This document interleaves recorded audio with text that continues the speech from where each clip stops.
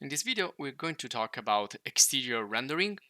We already set up a scene in the previous lessons, and we use different effects to enhance and create a nice looking render. And we can see here the displacement effect of the bricks compared to the bump effect. So we can see how with the lights this effect will be more visible.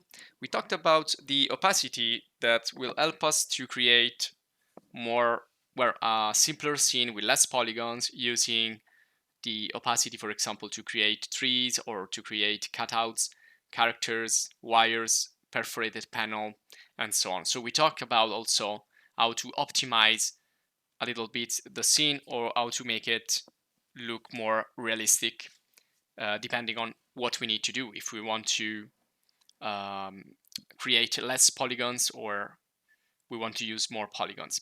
So I'm going to continue here, and we will investigate more tools concerning renderings.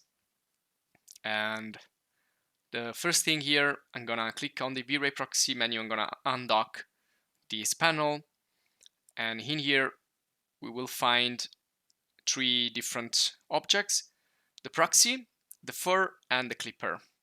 Now the Vray clipper, it's an object that can be helpful if you do architecture and technical drawings.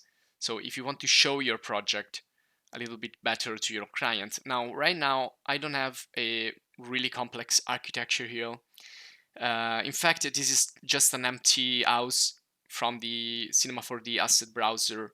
So I'm just gonna show you here a really simple example of how this tool is gonna work, but it's really good when you do architecture. You want to do some 3D views of the plan view and of the side views. There you go. So you're gonna just place it there, and it's gonna cut your architecture or your object, whatever it finds is gonna be cut there.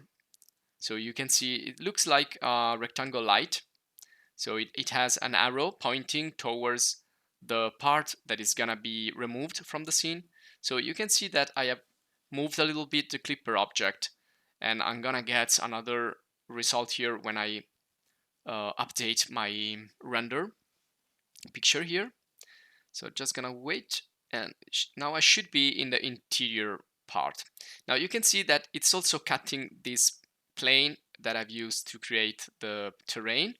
There you go. Now it cutted the model, but you can see that's empty. We don't have rooms inside this architecture here. We just have an example of a 3D house, which only is going to work for the exteriors. And this is good if you need to do exterior renderings, because you don't need to display the interiors.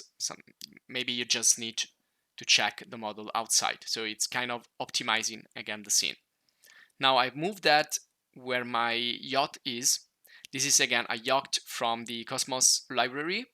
And you can see that partially we can see the interiors, so it looks better on the ship here, because we can see the top part, while the bottom part, it's just let's say a single block, so it's completely filled.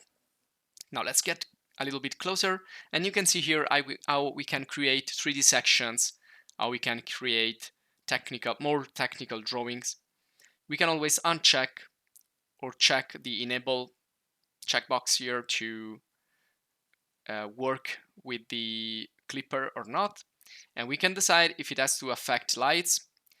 If it doesn't, the lights geometry will be visible, or the lights effect will be visible or invisible, depending on what we select here.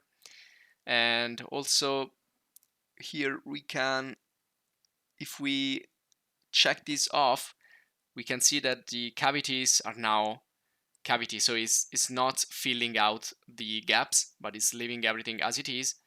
And well, doesn't look good usually, but you can do that maybe to test and to check what's inside there.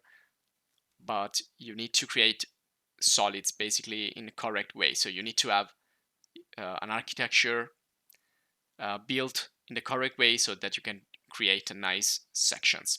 Now in this case, I'm gonna use the fill, and I'm gonna click and drag into the clipper whatever material I have in my material editor is gonna show up here as the section fill. So if you want red, that's gonna be really nice because it's gonna be really visible. But you can create a black material. If you want black material, you can create a white material, and so on. So you can define what your fill material will be for your section.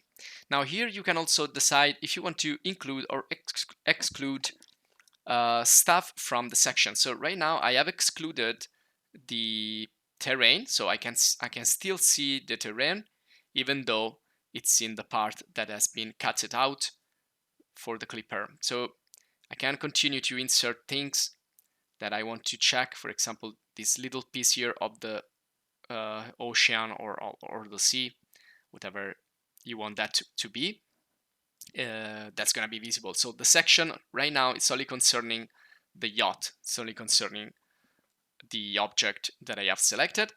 And I can also go all the way around. I can, instead of excluding from the cut, I can include in the cut.